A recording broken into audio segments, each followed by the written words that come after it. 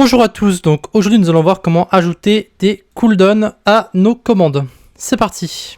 Alors, exactement comme on a fait pour l'ajout de la propriété argument sur notre commande, on va faire exactement la même chose pour le cooldown. Donc la première chose qu'on va faire, c'est d'abord ajouter ce fameux cooldown sur nos commandes. D'accord? Donc cooldown. Alors il faut bien faire attention à l'orthographe que vous allez faire.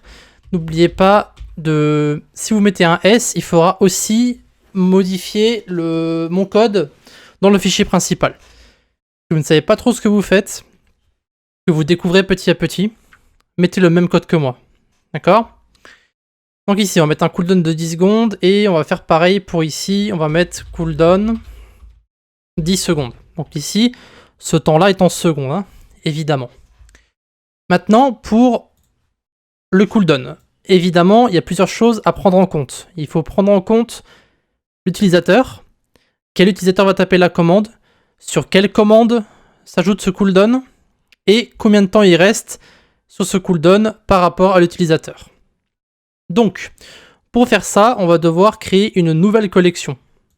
Dans cette collection, on va mettre plusieurs choses. On va mettre le nom de la commande qui a été tapée, par qui, et le nombre de temps qu'il reste avant que l'utilisateur puisse retaper la commande. D'accord? Donc c'est pour ça qu'on va faire une collection. Maintenant, pour éviter d'avoir à taper client.cooldown égale new collection, on va en fait créer une ligne qui va, si vous voulez, assigner client.tintintin à une collection. Et pour ça, on va taper donc dans un array, on va mettre un array de chaîne de caractères avec command et cooldowns, donc avec un S, donc c'est une collection. Et ici, on va mettre .forEach. Pour chaque nom ici, donc command et cooldown, on va mettre x, client x, et ici égale new collection. Donc ça correspond à ça. D'accord? Ce que vous avez ici, ça correspond à client.commands et client.cooldown. D'accord? Cooldowns. Voilà. Donc vous avez pas besoin de changer le code, juste utiliser client.commands et client.cooldown. Cette ligne-là permet de faire ce que vous avez ici. Ok, donc maintenant, on va aller dans l'événement message. C'est là que tout se passe. Donc on va ajouter les différentes variables et les différentes lignes qu'il nous faut pour faire en sorte que ce cooldown fonctionne. Donc ici, lorsque on écrit le code, il faut toujours faire attention où on se trouve, d'accord? Donc ne mettez pas le code dans cette condition-là, ne le mettez pas en dehors du message, écrivez votre code correctement au bon endroit. Si vous avez un problème, n'hésitez pas à aller voir le code source sur internet, il est disponible dans la description. Alors, premièrement, ce qu'on va faire, c'est d'abord récupérer le cooldown sur la commande. Pour ça, on va créer donc une nouvelle collection pour chaque commande. Donc, client.cooldown. Alors, à chaque fois, j'écris mal cooldown. Donc, .as, commande.help.name. On va mettre ici client.cooldown.set. Et donc ici, on va en fait créer une collection dans client.cooldowns pour chaque commande qui existe. D'accord? Donc commande.help.name new collection. Voilà, donc on va faire un console log juste après pour que vous puissiez voir à quoi ça correspond. Donc ici, maintenant, on va avoir besoin de 3 variables. On va avoir besoin de la variable du temps actuel, donc l'heure à laquelle il est maintenant, hein, sur le bureau. On va avoir besoin du cooldown, donc de la commande en question, et le cooldown sur la commande. Donc ici, const time now, ça sera date.now, donc ça va renvoyer le temps qu'il est actuellement. Ensuite, on va créer une variable qu'on va appeler timestamps, donc tstamps, qui est en fait le cooldown pour la commande en question. Donc ici, client, enfin dans la collection cooldown, hein, d'accord? Parce qu'il y a deux choses qu'il faut comprendre ici. Vous avez le nom de la commande dans la collection client.cooldown et vous avez le cooldown sur la commande en question. Donc sur la commande en question, c'est le cooldown que vous avez là. Le cooldown qu'on va récupérer ici, c'est le cooldown dans la collection client.cooldown. Après, on va faire un console log pour que vous puissiez voir de toute façon. Donc client.cooldown. .get, donc ici on va récupérer le cooldown de la commande dans la collection, hein, je répète. Et ensuite on va mettre donc le cooldown en question, donc cd ama, donc cd ça veut dire cooldown. Et donc cette fois-ci, on va pas récupérer le cooldown dans la collection, mais dans la commande. Donc commande.help.cooldown. Et ici, on va mettre un temps par défaut et on multiplie par 1000. Donc le commande.help.cooldown, on l'a déjà vu plusieurs fois, c'est ce que vous avez ici. Donc commande.help.cooldown, ici vous avez 10. Le problème, c'est que tout ça, en général, c'est récupéré en... On va tout mettre en millisecondes, en fait, parce que tous les calculs sont faits en millisecondes. Parce que la date ici est aussi récupérée en millisecondes. Donc ici, on va faire x1000 pour convertir, en fait, nos secondes en millisecondes. Et ensuite, une fois qu'on voudra le réafficher sur Discord, on va diviser par 1000 pour afficher le temps sur Discord. Donc ici, ce qu'on va faire, c'est qu'on va mettre des console log, donc console.log client.commands, et on va mettre client cooldown. Voilà, on va lancer le bot avant de continuer notre petit code et je vais vous montrer à quoi tout cela correspond. On va aller sur Discord, on va taper ici ping. On a ping ici, je vais taper plusieurs fois ping. Pour l'instant, il ne se passe rien, mais vous pouvez voir qu'il y a 2 collections qui ont été créées à chaque fois. Alors, j'aurais peut-être pas dû taper 50 fois la commande, mais vous avez une collection donc pour vos commandes. Donc ça, c'est client.commands. Vous pouvez voir que sur chaque commande, vous avez le fameux cooldown en question. Donc ça, c'est bon. Donc le client.commands, on va l'enlever. On va relancer le bot. Et on va taper ici plusieurs fois ping. Vous pouvez voir qu'ici, vous avez une collection avec la commande qui a été tapée. Ping, ici. Et à l'intérieur, vous avez une collection. Par contre, pour l'instant, vous n'avez rien à l'intérieur. Par contre, ce qu'on va faire, c'est qu'on va ajouter une commande pour ajouter justement le temps de la commande dans la collection. Donc ici, pour faire ça, c'est très simple. On va faire tstems.set et on va mettre message.author.id et on va mettre timenow. Et donc ça va ajouter dans notre collection le temps du cooldown pour l'idée de l'utilisateur. C'est-à-dire que si par exemple un utilisateur va taper une commande, un autre utilisateur pourra taper cette commande, mais pas celui qui a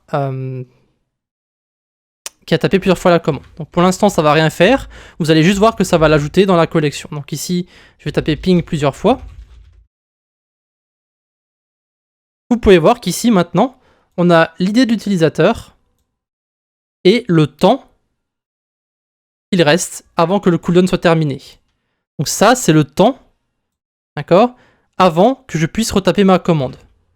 Donc pour l'instant, il n'y a pas de vérification, mais si je retape ping ici, vous pouvez voir que le temps a encore une fois changé. Il s'est remis, enfin, à chaque fois, il se remet à 0. Maintenant, ce qu'on veut faire, c'est empêcher l'utilisateur de pouvoir taper plusieurs fois cette commande en mettant une condition. Donc ici, pour faire ça, on va le mettre juste au-dessus du timestamps.set ici. Donc on va mettre un if timestamps.as message.author.id. Donc si l'auteur du message est dans la collection, qu'on vient de voir juste à l'instant dans notre terminal, hein, d'accord, eh bien, on va renvoyer un message d'erreur. Et donc il va falloir renvoyer à l'utilisateur combien de temps il doit attendre pour retaper cette commande. Et pour ça, on va devoir récupérer le temps qu'il reste dans la collection, et on va faire ça moins le temps actuel. Donc ici, regardez bien ce qu'on va faire. Const, alors c'est le cooldown d'expiration qui reste avant que le cooldown soit terminé, donc cooldown expiration time. On va mettre tstems.get message.author.id. Donc on récupère le temps par rapport à l'idée de l'utilisateur, plus le CD sur la commande. Alors maintenant qu'on a le temps qui reste avant l'expiration du CD, on va faire une autre condition. Donc if timenow est inférieur à CD expiration time. Donc ici, ça veut dire en gros, s'il reste encore du cooldown sur la commande, alors on va renvoyer le message d'erreur. Si time left, on va faire CD expiration time moins timenow et divisé par 1000. Parce que je rappelle qu'ici, on avait tout converti en millisecondes pour faire les calculs, et maintenant, pour renvoyer le résultat sur Discord, on va rediviser par 1000 pour avoir ce temps en secondes. Return message.reply. Ici, on va mettre merci d'attendre Alors x temps, time left. Ici, on va l'arrondir à un nombre entier. Donc on va mettre tout fixed. Fixed. On va mettre 0. Comme ça, vous avez en fait aucun nombre après la virgule. Aucun chiffre, pardon. Et on va mettre seconde avec un S. Et ici, on va mettre avant de réutiliser la commande. Et maintenant, on va mettre les fameux backticks pour mettre la commande en noir. Et ici, on va mettre donc le nom de la commande. Donc commande.help.name.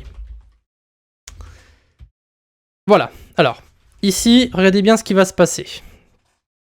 Par contre, ouais, je le mettrai après, c'est pas grave. Ici, s'il reste un cooldown sur l'utilisateur, donc par rapport à la collection qu'on a créée avant, eh bien, on renvoie le message combien de temps il reste. Maintenant, pour l'instant, on n'a encore rien fait pour enlever l'utilisateur de la collection si le temps est terminé. Parce que pour l'instant, on fait que sauvegarder l'utilisateur dans la collection. On ne va pas l'enlever une fois que le temps est terminé. Et donc pour ça, on va utiliser une fonction qui s'appelle setTimeout. Et on va mettre ici donc les parenthèses. N'oubliez pas de mettre les parenthèses. tstems.delete message.author.id cdamount. Donc une fois que le cooldown est passé, on va le supprimer de la collection. Alors ici, on va recommencer. Regardez bien ce qui va se passer. Je répète juste à quoi correspond tout. J'explique un peu comment ça fonctionne. Node-main.js. On lance notre bot. On va ici taper la commande ping 2 fois. Vous pouvez voir qu'il y a marqué « Merci d'attendre 9 secondes avant de réutiliser la commande ping ». Et vous pouvez voir qu'ici, tout ça a été sauvegardé dans la collection. Donc ça, c'est le temps qu'il reste avant que je puisse réutiliser la commande. Donc ici, ce qui va se passer, c'est que une fois que le temps sera passé, donc les 10 secondes, eh bien, je serai supprimé de la collection. Et je pourrai de nouveau retaper la commande. Donc c'est comme ça qu'on filtre. On va d'abord vérifier le cooldown, s'il est disponible ou pas, sur la commande en question. Donc on va récupérer tout ça on va mettre tout ça dans une collection, dans la collection client.cooldown. Donc ici, on met le nom de la commande. Et on crée une nouvelle collection par rapport à la commande en question, s'il y a un cooldown. Et ici, on va récupérer le temps à laquelle la commande a été écrite. Ensuite, on va sauvegarder, on va récupérer le cooldown s'il y en a un dans la commande en question. Donc on a vu ça dans le terminal. Donc ici, si je retape encore une fois, ping 2 fois. Vous pouvez voir ici, vous avez d'abord une collection qui est créée, une sous-collection qui est créée pour la commande ping. Donc ça correspond justement à ce que je vous ai montré juste avant. Donc le timestamp, donc il est mis direct, tout est récupéré, toute la collection est récupérée. Ensuite, ici, je vous montre le client.cooldowns. Donc ça, c'est la collection actuelle à ce moment-là. Et donc ça, c'est le temps de CD. Donc ça, c'est ce que vous avez sur le help, donc cooldown 10. Et ici, c'est la valeur par défaut. Donc toutes les commandes auront une valeur par défaut de 5 secondes, à moins que vous le spécifiez sur la commande en question. Et donc après, on fait la conversion en millisecondes pour faire les calculs. Et les lignes qui viennent après, ça c'est pour vérifier dans la collection si l'utilisateur est présent. Donc vous pouvez voir qu'ici, moi je suis présent dans la collection. Ça c'est l'idée d'utilisateur. Et s'il me reste du temps, eh bien, s'il me reste du temps avec cette vérification ici, on renvoie le message et le temps qui reste.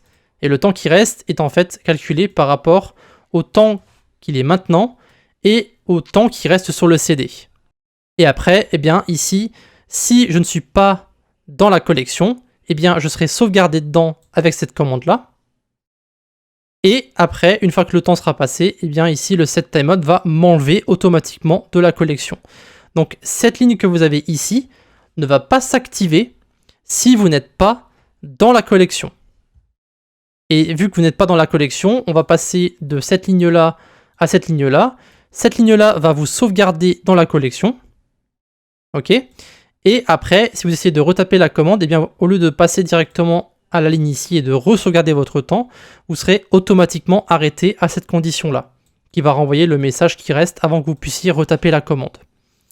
Et donc après, vous pouvez taper autant de fois la commande que vous voulez, vous serez tout le temps arrêté à cette condition ici, sauf après que le temps soit passé sur le cooldown, et donc c'est cette ligne-là qui va être activée. Donc le timestamps.delete va en fait supprimer le temps qui reste dans la collection, et donc votre ID sera ensuite supprimée. Après le temps qui est marqué ici. Voilà, donc je sais que c'est compliqué. Les cooldowns, c'est assez compliqué à comprendre. Enfin, en général, quand on fait des manipulations avec le temps en général, que ce soit la commande mute, la commande ou une autre commande, hein, ça peut être ici par exemple les cooldowns, c'est des choses qui sont assez compliquées à comprendre parce qu'il faut d'abord il faut générer une nouvelle collection, ensuite il faut sauvegarder le temps qu'il reste par rapport à l'utilisateur, parce que si jamais vous avez deux utilisateurs, il faut qu'ils puissent tous les deux taper la commande, il ne faut pas qu'ils partagent le cooldown, hein, en quelque soit, donc il faut sauvegarder un temps pour l'utilisateur en question, et juste lui, et juste pour cette commande-là, parce qu'il faut qu'il puisse ici aussi utiliser plusieurs commandes. Donc, si vous n'êtes pas OK avec le cooldown, ne le mettez pas dans votre code. Vous n'êtes pas obligé de le mettre. Évidemment, plus tard, vous serez plus ou moins obligé. Hein. Si vous avez plein d'utilisateurs, il vaut mieux mettre des cooldowns pour éviter le spam. En général, c'est pour ça que moi, je mets un temps de 5 secondes minimum par commande sur le cooldown pour éviter que ça spam. Mais donc ici, encore une fois, n'hésitez pas à re-regarder la vidéo si vous n'avez pas compris comment ça fonctionne.